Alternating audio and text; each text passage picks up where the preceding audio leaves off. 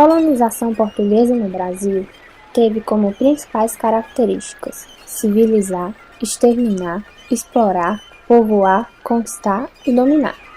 No ano de 1500, os primeiros portugueses chegaram ao chamado Novo Mundo, e com eles o navegador Pedro Álvares Cabral desembarcou no litoral do novo território. Logo, os primeiros europeus tomaram posse das terras e tiveram os primeiros contatos com os indígenas, denominados pelos portugueses de selvagens. Alguns historiadores chamaram o primeiro contato entre portugueses e indígenas de encontro de culturas, mas percebemos com o início do processo de colonização portuguesa um desencontro de culturas. A colonização não se efetivou em vias de fato, já que não foi encontrado ouro e outros metais preciosos.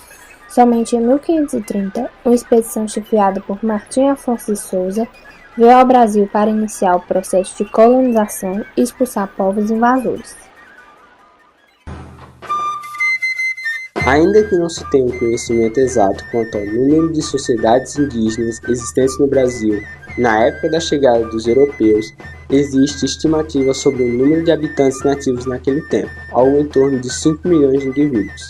Os antigos navegantes imaginavam inúmeros perigos durante suas viagens, mas o maior deles estava a bordo, as doenças infecto-contagiosas, em razão dos índios não terem imunidade natural a esses males, ou ainda pela imposição aos índios a nova maneira de viver.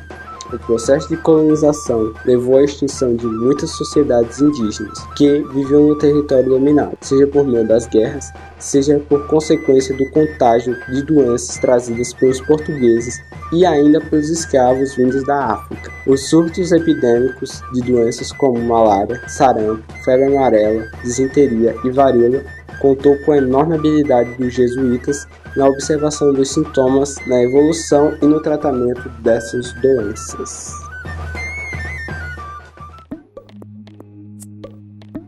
Estima-se que mais de 80% da população indígena tenha morrido após os primeiros contatos com os europeus em razão do contágio dessas doenças. Devido às gigantescas quantidades de vítimas das epidemias entre os indígenas, enquanto os europeus não eram tão afetados pelas mesmas doenças, em razão de, na Europa, após dezenas ou centenas de gerações, a maior parte das pessoas eram descendentes daqueles que apresentavam algum tipo de resistência a essas doenças. Houve uma dominação cultural, pois os indígenas passaram a acreditar que isso se devia ao Deus dos europeus ser mais forte que o deles, de modo que houve conversão em massa em busca de salvação contra as epidemias e, em parte por isso, até hoje a maioria da população que habita a América é cristã.